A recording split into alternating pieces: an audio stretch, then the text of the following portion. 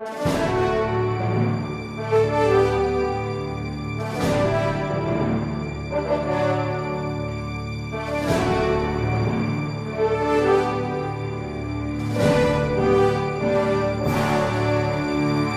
Resposta Católica de hoje, gostaríamos de responder à pergunta de uma das nossas assinantes que está seguindo o curso de Catecismo da Igreja Católica. A Karen nos escreveu perguntando qual seria a verdadeira interpretação de um texto que se encontra na Constituição Gaudium et Spes do Concílio Vaticano II, uma Constituição pastoral. A Gaudium et Spes, no número 3, diz que o homem tem uma semente divina nele. E ela leu em algum site na internet que isso daqui era uma doutrina gnóstica. E o site aqui coloca de forma muito veemente uma condenação ao texto do Concílio Vaticano II, dizendo que nós estamos aqui introduzindo uma doutrina nova.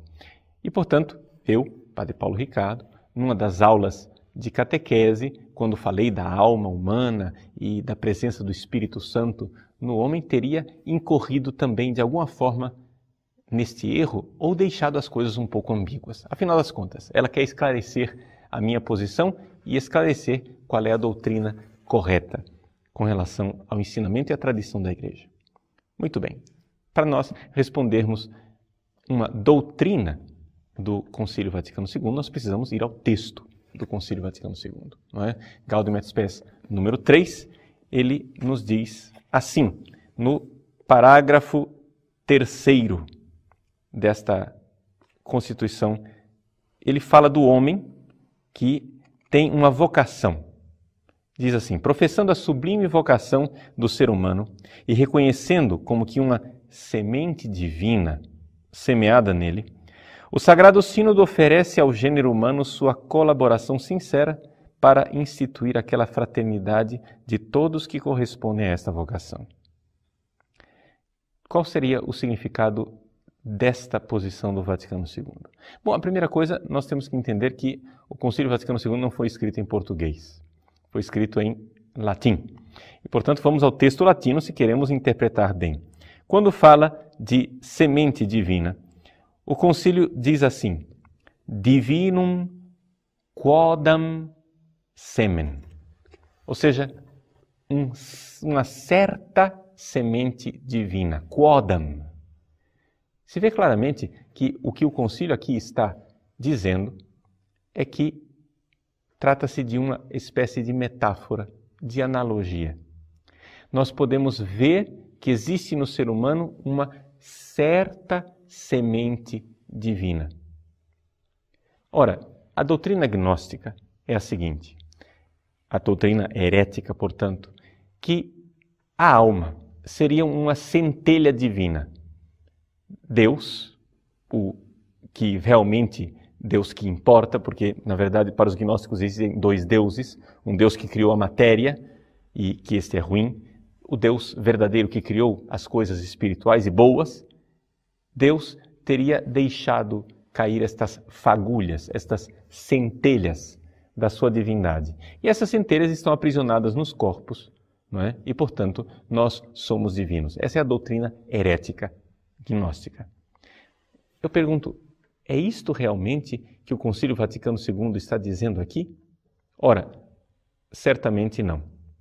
Certamente o que o concílio aqui está dizendo é o seguinte, pelo contexto, nós vemos que ele está chamando a atenção para o fato que todo ser humano, pelo fato de ter alma, tem algo de espiritual.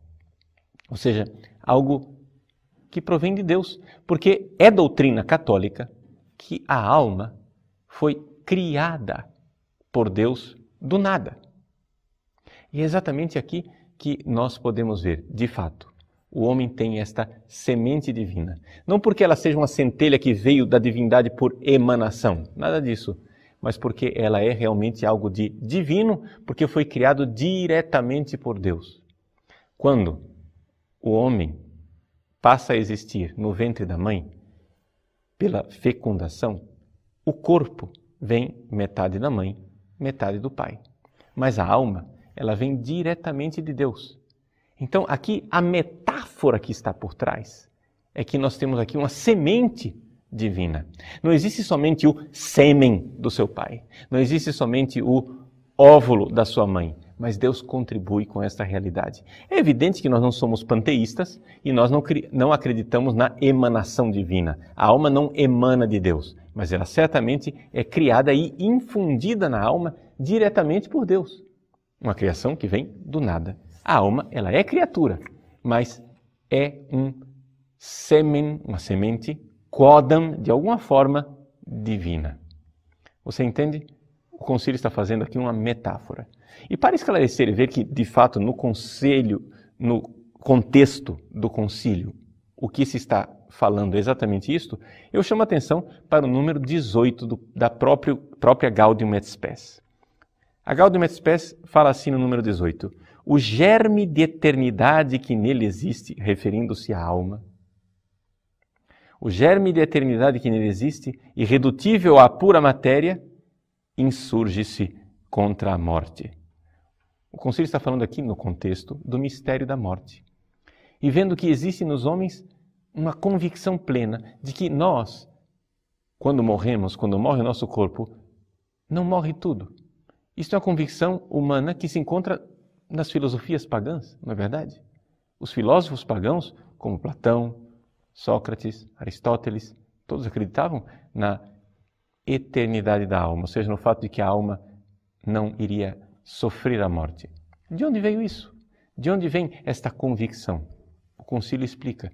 Por causa deste germe de eternidade. Vejam novamente o latim. Semen eternitate, quod in se gerit.